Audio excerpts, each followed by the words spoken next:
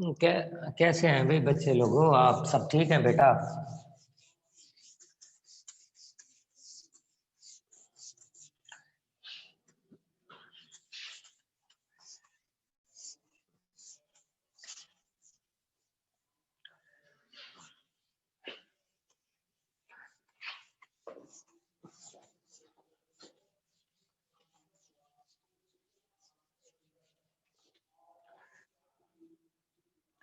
बेटा आवाज आ रही है आप लोगों को? कोई है इशू?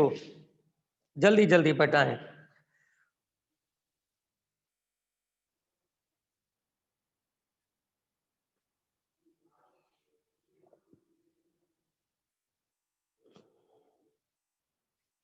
बोले बेटा, फिर हम पढ़ना स्टार्ट करें। जल्दी करें, टाइम ना वेस्ट किया करें। कोई इशू तो नहीं है? पढ़ना स्टार्ट करें।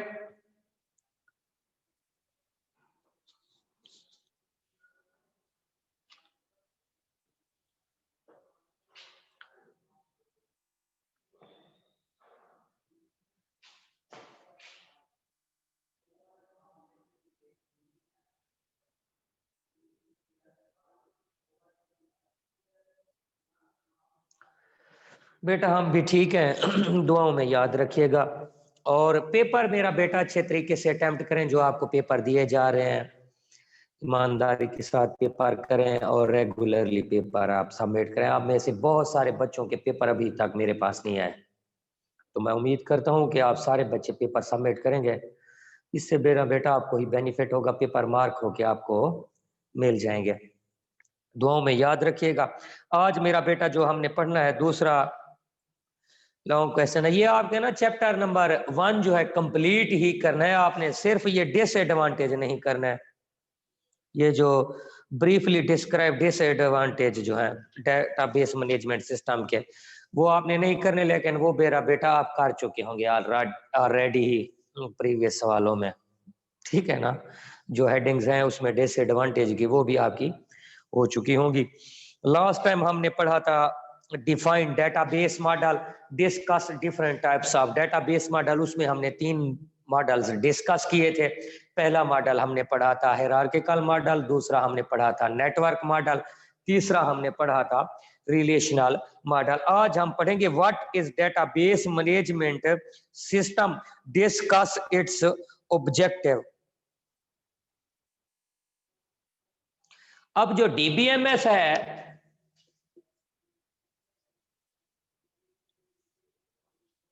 डेटाबेस मैनेजमेंट सिस्टम, ये एक सॉफ्टवेयर है। और ये किस लिए इस्तेमाल होता था?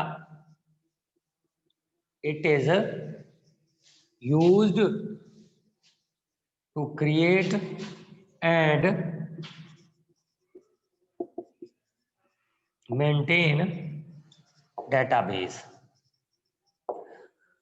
जो डेटाबेस मैनेजमेंट सिस्टम है ये बजाते खुद एक सॉफ्टवेयर है और ये यूज होता है जनाब, it is use to create and maintain database. ये डेटाबेस को क्रिएट करने के लिए और मेंटेन करने के लिए इस्तेमाल होता है। और ये जनाब इस्तेमाल करता है डेटाबेस मैनेजर सॉफ्टवेयर। क्या यूज करता है? ये पहला पढ़ा, दूसरा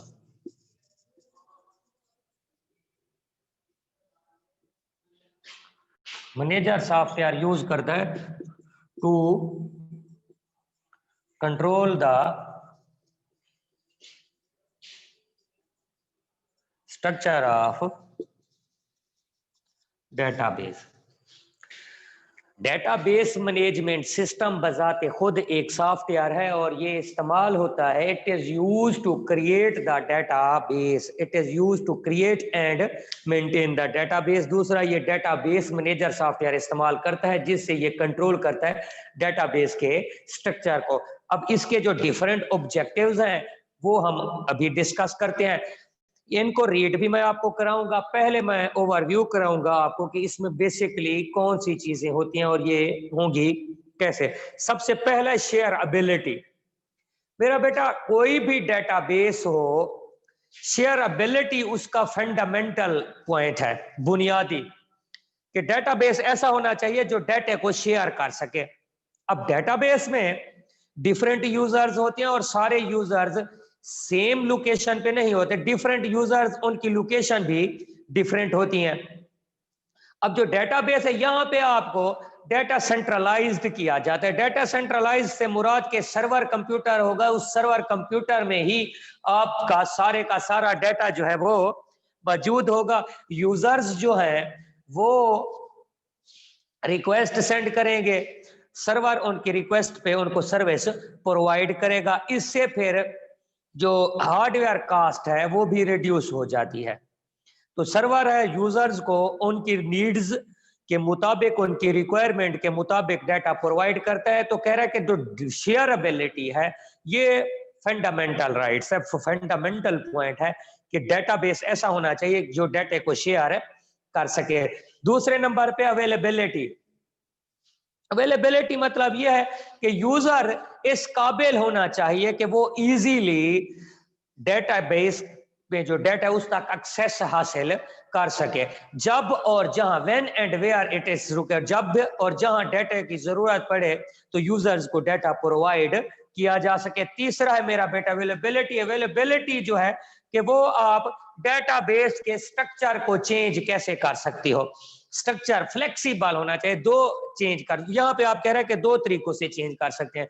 एक तो आप डेटाबेस के कंटेंट्स को, जो डेटाबेस के अंदर डाटा मौजूद है उसको चेंज करके कर सकते हो, और दूसरा आप डेटाबेस का स्ट्रक्चर ही चेंज करोगे। ये उस वक्त होगा जब आप डेटाबेस को एक्सपेंड करोगे। ये दोनों सूरतें मेरा बेटा उस वक्त होंगी जब एक तो आप ओल्ड टेक्नोलॉजी यूज कर रहे हो और दूसरा यूजर्स की जो नीड्स हैं, जो रिक्वायरमेंट है वो पूरी नहीं हो रही, और यूजर्स आप को नीड्स, जो यूजर है अपनी नीड्स को पूरा और रिक्वायरमेंट को पूरा करने के लिए सजेशन दें, और आप अब यूजर्स की रिक्वायरमेंट और नीड को पूरा करने के लिए भी अपने डेटाबेस को चेंज कर सकते हो। जो डेटाबेस की चेंजिंग है वो दो वे से होंगी। एक तो आप उनके कंटेंट्स चेंज करेंगे, दूसरे आप डेटाबेस का स्ट्रक्चर ही चेंज करेंगे। और सबसे लास्ट में integrity. Data integrity means accuracy and the reliability of data. Data integrity में मेरा बेटा data integrity constraints होते हैं। ये constraints वो rules हैं जो हर वो डाटा जो डेटाबेस में इंटर हो रहा है उसको चेक करते हैं, और चेक करने पे भाई इनका यही एक पॉइंट है, वो चेक करेंगे कि ये जो डाटा है डेटा इंटीग्रिटी कॉन्स्टेंट्स के मुताबिक, उनके रूल्स के मुताबिक है तो डाटा को अलाउ करेंगे, अदरवाइज क्या कर देंगे, रिजेक्ट कर देंगे। कोई भी डेटाबेस में उस वक्त तक इंटर नहीं हो सकता जब तक डाटा इंटीग्रिटी कंस्ट्रेंट्स के रूल्स को फुलफिल नहीं करता। ये था हमारा आज का टॉपिक। अब इसमें ओवरव्यू में मेरा बेटा किसी बच्चे को कोई मसला हो, कोई चीज समझ ना आई हो, या कोई हेडिंग्स आपको लगे कि दोबारा मैं रिपीट करूं तो वो मेरा बेटा बताते हैं।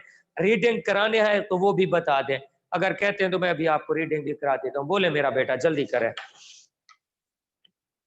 डेटाबेस मैनेजमेंट सिस्टम एक software, it is used to create and maintain the database. ये डेटाबेस को क्रिएट करने के लिए और मेंटेन करने के लिए इस्तेमाल होता है, और ये साथ में इस्तेमाल करता है डेटाबेस मैनेजर सॉफ्टवेयर, और उससे ये कंट्रोल करता है स्ट्रक्चर ऑफ डेटाबेस को। इसमें ये हेडिंग्स की हमने पढ़े। जल्दी बताएं बेटा, रीडिंग करनी है नहीं करनी, बोले।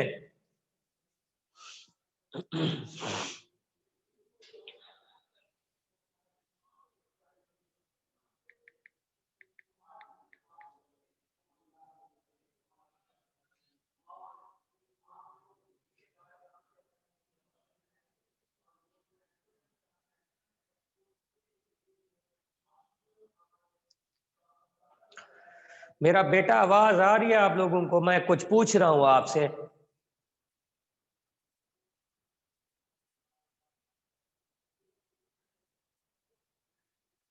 बोलें बोलें, जल्दी करें।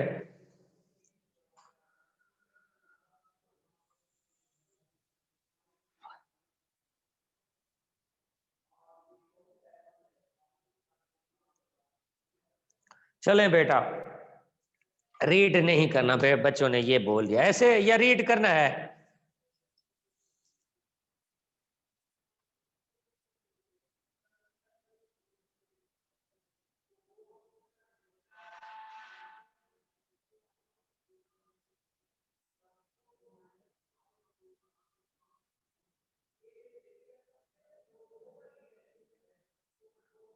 चले बेटा, नेक्स्ट है discuss different feature of database management system. अब डेटाबेस मैनेजमेंट सिस्टम में सबसे पहले हमने पढ़ना है डेटा डिक्शनरी। अब डेटा डिक्शनरी जो है मेरा बेटा, इसमें वो डेटा जो डेटाबेस के अंदर स्टोर होगा उसकी डेफिनेशन और उसकी कंप्लीट डिस्क्रिप्शन होगी। पहले नंबर पे उसकी डेफिनेशन होगी, मतलब कि डिफाइन। दूसरा डिस्क्रिप्शन होगी। तीसरे नंबर पे फील्ड नेम। चौथे नंबर पे जो होंगे फील्ड साइज, ये सारी चीजें होगी। और सॉरी, पांचवें नंबर पे होगी डाटा टाइप, कि डाटा की टाइप क्या है। ये पांच चीजें डाटा डिक्शनरी में इंक्लूड होंगी। डिफाइन, हर वो डाटा, कंप्लीट डाटा जो डेटाबेस के अंदर स्टोर है उसकी डेफिनेशन, उसका तारुफ वो होगा और उसकी कंप्लीट डिस्क्रिप्शन होगी। उसके बाद के फील्ड का नाम क्या है, कौन सी फील्ड्स यूज हो रही है, फील्ड का साइज क्या है और किस टाइप का डाटा, ये सारी चीजें डाटा डिक्शनरी में यूज होंगी। और इसको हम बोलते हैं डाटा रिपोजिटरी। क्या बोलते हैं? Data repository. इसको हम ये नाम भी बोल सकते हैं।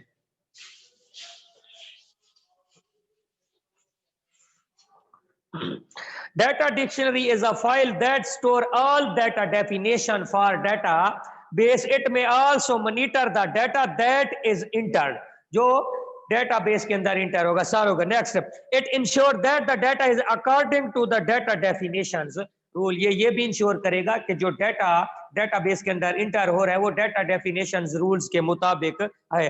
द रूल्स इंक्लूड, अब उस रूल्स में क्या होंगे? Number 1 field name, field size and data type. The data dictionary is also used to access the authorization for the data base. Data dictionary जनाब authorize access के लिए भी इस्तेमाल होती है। मतलब क्या होगा? अब दो तरह के यूजर्स होते हैं, एक ऑथोराइज यूजर होगा, दूसरा अनऑथोराइज यूजर होगा। अनऑथोराइज यूजर वो होगा जो लीगल वे से यूज करेगा। अनऑथोराइज यूजर जो आप हैकर भी बोलते हो, the person who gain illegal access to your system is called hacker, और वो अनऑथोराइज यूजर है। Data dictionary is also called data repository. Next मेरा बेटा यूटिलिटीज होंगी। Database management system utilities are the program, ये प्रोग्राम है that are used to maintain the database, जो database को मेंटेन करने के लिए इस्तेमाल होते हैं। भाई processing data record and files, जो प्रोसेस करते हैं आप डेटा पे। अब सबसे पहले डेटा जो है वो रॉ फैक्ट एंड फिगर्स है। डाटा स्टोर पहले होगा और फिर इसमें होगी प्रोसेसिंग। जब डाटे पे प्रोसेसिंग होती है तो वो क्या बन जाता है? इंफॉर्मेशन। अब यहां पे उसने रिकॉर्ड और फाइल की बात की। अब रिकॉर्ड और फाइल से पहले बनेंगे फील्ड। फील्ड क्या है? The combination of character. Field क्या है? कॉम्बिनेशन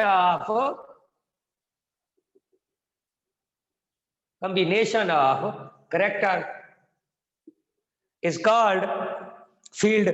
और फील्ड आपको पता है हर कॉलम के टॉप पे लिखे जाते हैं और फील्ड्स जो है वो यूनिक होंगे, और ये सबसे स्मॉलेस्ट यूनिट है। फील्ड मिलके क्या बनाते हैं? The combination of related field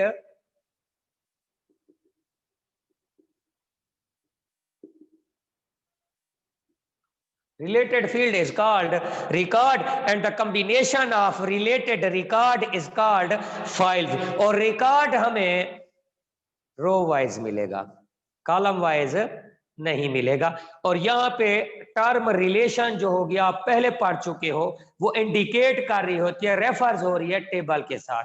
next मेरा बेटा क्यूरी लैंग्वेज है। A query language is used to perform the different operation on the database. Query language में मेरा बेटा इस्तेमाल होती है जो एसक्यूएल है। SQL stand for structure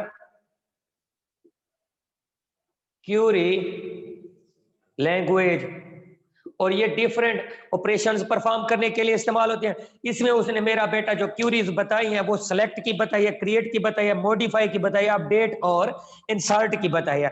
next कह रहा है SQL can be used for the following purpose. जो स्ट्रक्चर क्यूरी लैंग्वेज है वो डिफरेंट पर्पस के लिए इस्तेमाल होती है। वो पर्पस कौन से अभी हम पढ़ रहे हैं। क्रिएट टेबल स्ट्रक्चर, टेबल का स्ट्रक्चर क्रिएट करें मतलब टेबल क्रिएट करने के लिए इस्तेमाल होगी। नेक्स्ट इंटर डेटा इन टेबल, टेबल्स में डेटा इंटर करेंगे। अब जो टेबल्स में आप रोज और कॉलम बनाओगे, टेबल्स में बनेंगे सेल, और जो सेल होगा वो इंटरसेक्शन होता है रोज और कॉलम्स का। ये सारी चीजें आप पहले पढ़ चुके हो, मेरा बेटा फर्स्ट ईयर में भी पढ़ा है आपने। टेबल बनाओगे,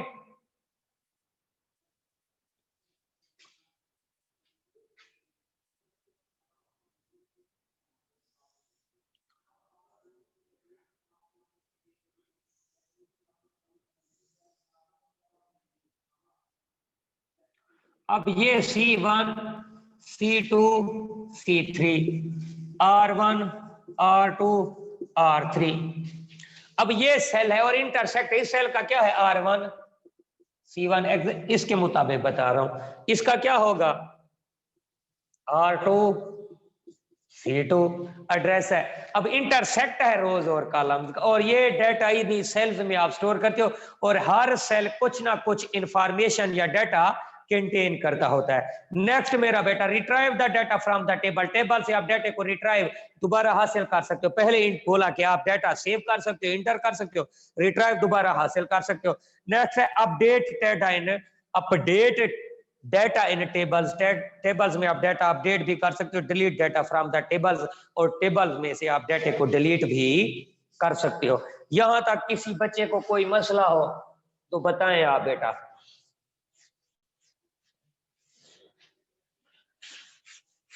जल्दी करें जल्दी, कोई मसला है या आगे चलें?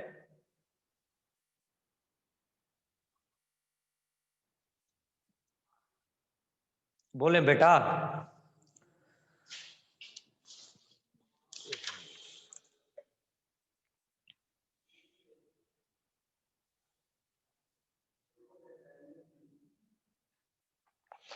नेक्स्ट मेरा बेटा रिपोर्ट जनरेटर, रिपोर्ट जनरेटर ये मैं आपको रीड कराता हूं। पहले रिपोर्ट जनरेटर जो है ना, बेसिकली मेरा बेटा रिपोर्ट को जनरेट करने के लिए इस्तेमाल होता है, और रिपोर्ट्स जो आपको पता है आउटपुट्स है और रिटर्न डॉक्यूमेंट्स है। रिपोर्ट्स में आप चार्ट वगैरह और ये सारी चीजें ऐड कर सकते हैं रिपोर्ट को स्टाइलिश बनाने के लिए। तो ये रिपोर्ट जनरेटर जो बेसिकली रिपोर्ट को जनरेट करने के लिए इस्तेमाल होगा, और रिपोर्ट में कंप्लीट डिस्क्रिप्शन और डिटेल होती है। Report generator is a program that is used to produce the report, जो इस्तेमाल होता है रिपोर्ट को बनाने के लिए। It retrieve the data from database in display in different format. Report generator जो है डेटाबेस से डाटा को रिट्राइव मतलब कि दोबारा हासिल करने के लिए इस्तेमाल होता है, और फिर उस डाटा को डिफरेंट फॉर्मेट्स में डिस्प्ले करता है। कौन से जनाब? The user can use report generator format, अब क्या कर सकता है, page number, date, titles, columns और हेडिंग्स वगैरह ये सारी चीजें भी उसमें ऐड कर सकते हैं, ये लिखने के लिए भी इस्तेमाल होगा report generator. The user can produce useful and interactive reports by using report generator. आप अट्रैक्टिव भी बना सकते हो, उसमें heading, font style, different italic कर सकते हैं टेक्स्ट को, हेडिंग्स वगैरह, नंबर्स वगैरह, हेडर, फुटर, ये सारी चीजें आप ऐड कर सकते हैं, रिपोर्ट अट्रैक्टिव लगे। नेक्स्ट मेरा बेटा, report generator is also called report writer, report generator का दूसरा नाम क्या है? Report writer.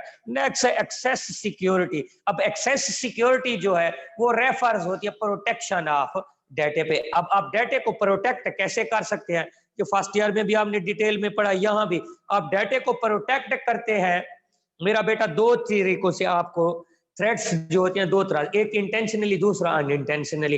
अनइंटेंशनली वो है कि कोई आपको जानबूझ के आपको नुकसान पहुंचाए, वो आपका एंग्री एम्प्लॉय हो सकता है या हैकर वगैरह हो सकता है, वो आपके डाटा, कंप्लीट डाटा भी डिलीट कर सकता है या आपके डाटा का मिसयूज भी कर सकता है। अनइंटेंशनली ये है कि आपसे गैर दानिस्ता तौर पे डाटा डिलीट हो जाए। अब इसको प्रोटेक्ट करने के लिए राइट्स होते हैं। अब यूजर राइट्स असाइन करते हो कि हर जो यूजर है, जो ऑथोराइज यूजर है, उसके प्रॉपर राइट्स होने चाहिए। ऑथोराइज यूजर में भी हर यूजर के पास ये राइट्स नहीं होने चाहिए कि वो डाटा को ऐड और डिलीट करें। अब एग्जांपल दे रहा हूं कि अगर 10 यूजर हैं, उन 10 में से एक के पास ये राइट्स होने चाहिए कि वो डेटे को ऐड भी करे, डिलीट भी करे। बकिया जो नॉन यूजर्स हैं वो सिर्फ डेटे को क्या कर सके, यूज कर सके, ऐड और डिलीट ना कर सके। तो ये प्रोटेक्शन ऑफ डेटा में, और आप इस ये जो प्रोटेक्शन ऑफ डेटा है, ये मेरा बेटा है अनऑथोराइज यूजर से आपने डेटा को प्रोटेक्ट करना है, या सॉरी हैकर से। ये देखें, access security refers to the protection of the database from the unauthorized access. The database management system provides the several procedure to maintain the data security. और ये मेथड आपको पता है, इसने यहाँ पे पासवर्ड की बात की कि आप पासवर्ड लगा के डेटा को प्रोटेक्ट कर सकते हैं, लेकिन मेरा बेटा आप पासवर्ड में फिर डिफरेंट टाइप्स है, और सबसे बायोमेट्रिक वगैरह, बायोमेट्रिक में आपका थंब हो गया, आइज रेटिना हो गया, वॉइस रिकॉग्निशन हो गया, ये सारी चीजें ये डाटा को प्रोटेक्ट करनी। नेक्स्ट है बैकअप एंड रिकवरी। वो कह रहा है कि database management system provide the facility for backup and recovery. और बैकअप और रिकवरी का आपको पता है कि डिश ना अगर आपका कोई इंपॉर्टेंट डाटा डिलीट हो जाता है तो आप बैकअप और रिकवरी के जरिए डाटा को रिट्राइव कर सकते हो। बैकअप के जरिए मेरा बेटा डाटा रिकवर हो जाता है, लेकिन 100% डाटा रिकवर नहीं होता, कुछ फाइल्स मिसिंग रह जाती हैं। क्या बताएं, यहाँ तक आज हमने मेरा बेटा पढ़ना था। कोई सवाल आपने पूछना हो। नेक्स्ट जो है ना मेरा बेटा, डेटा इंडिपेंडेंसी और डेटा रिडंडेंसी। डेटा रिडंडेंसी आप पढ़ चुके हो कि डुप्लीकेशन ऑफ डेटा, ये वेस्ट ऑफ स्टोरेज कॉस्ट है। एग्जांपल हमने पढ़ी थी कि एक कॉलेज है, उसमें एक स्टूडेंट का डेटा मौजूद है स्टूडेंट फाइल्स में, और दूसरा डेटा मौजूद है लाइब्रेरी फाइल्स में। स्टूडेंट फाइल्स में भी उसी स्टूडेंट का data same name address date of birth class है, लाइब्रेरी फाइल में भी उसी स्टूडेंट का डेटा नेम एड्रेस और डेट ऑफ बर्थ। अब स्टूडेंट एक है और उसका दो जगहों पे डेटा यूज हो रहा है, तो ये वेस्टेज ऑफ स्टोरेज है, डुप्लीकेशन ऑफ डेटा है। और इससे फिर प्रॉब्लम होती है डेटा इनकंसिस्टेंसी की। डेटा इनकंसिस्टेंसी में आपने ये पढ़ा था कि पॉसिबल है कि अगर आपका एड्रेस चेंज हो, आपने स्टूडेंट फाइल में तो एड्रेस चेंज करा दिया, लेकिन आपने लाइब्रेरी फाइल में एड्रेस चेंज नहीं कराया। अब स्टूडेंट से एक और उसका डेटा दो जगहों पे डिफरेंट यूज हो रहा है, डिफरेंट डेटा, ये इनकंसिस्टेंसी है। ये चीजें आपने पहले पढ़ चुके हैं, यहाँ तक आज हमने पढ़ना था। मेरा बेटा कोई इश्यू हो, कोई सवाल हो, वो आप पूछ सकते हैं, और फिर मैं आपको बताऊंगा कि आपका टेस्ट, पहले 4 टेस्टों के बारे में तो मैं आपको बता चुका हूं, फिर आगे बताएंगे कि वो शेड्यूल चैप्टर नंबर 1 से कैसे होंगे। कोई सवाल हो मेरा बेटा जी, कोई इशू, जल्दी करें, जल्दी बोले बेटा। एनीवन, 10 सेकंड है आपके पास, जल्दी करें, जल्दी।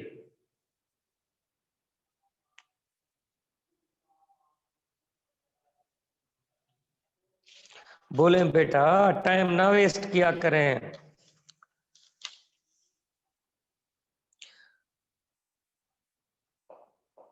कोई इशू है?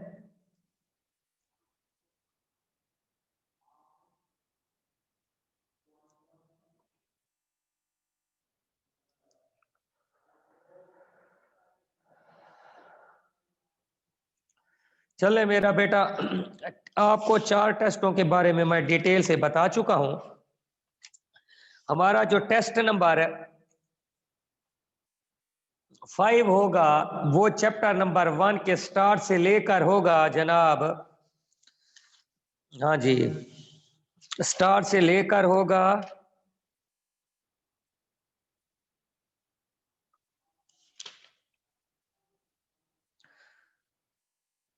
पेज नंबर 7 तक।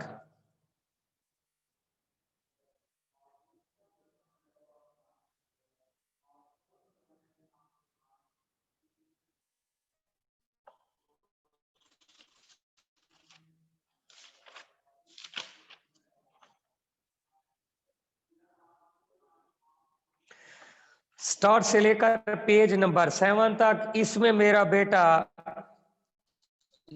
जो लॉन्ग क्वेश्चन है वो आपका पेज नंबर 1 पे है। Define data processing, what activities are involved in data processing, discuss in detail. एक ये लॉन्ग क्वेश्चन हो गया। क्या मेरा बेटा ये आपका data information field, record file, ये शॉर्ट क्वेश्चन में होंगे। Master file, transaction file, backup file, sequential file, random file, index file, ये भी शॉर्ट क्वेश्चन में होगी। और दूसरा आपका लॉन्ग क्वेश्चन बनेगा, what is file processing system, which problem were faced in the traditional file approach in processing information. ये होगा आपका टेस्ट नंबर 5, टेस्ट नंबर 5। और आपका टेस्ट नंबर 6 जो होगा वो मेरा बेटा page number 7, what is database explain with the help of an example से लेकर वो होगा मेरा बेटा आपका सवाल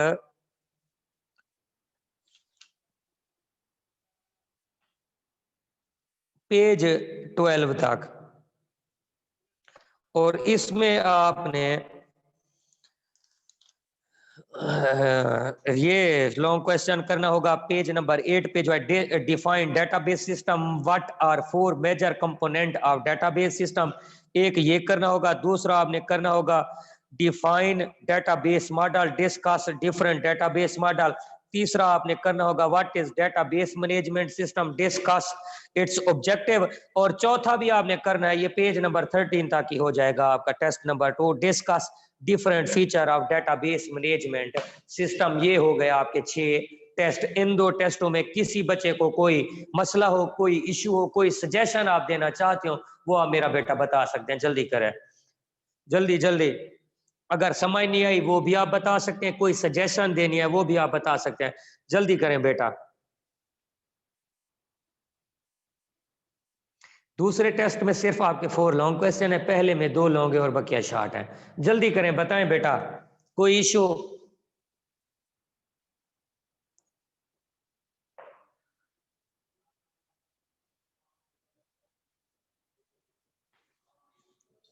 बोलें बोलें बोलें बेटा, कोई इशू है?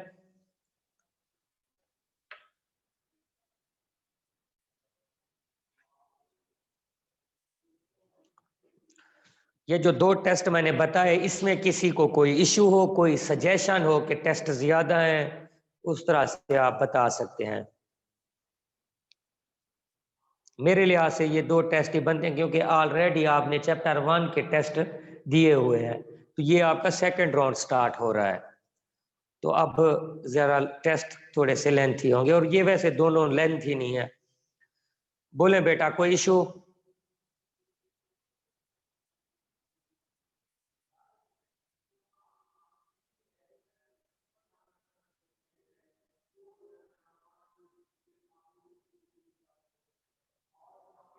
मेरा बेटा ये टेस्ट ग्रुप में जो ना टेस्ट सिलेबस आपको सर जुबैर साहब भेज दिया करेंगे, और वो मेरे ख्याल से भेजते हैं।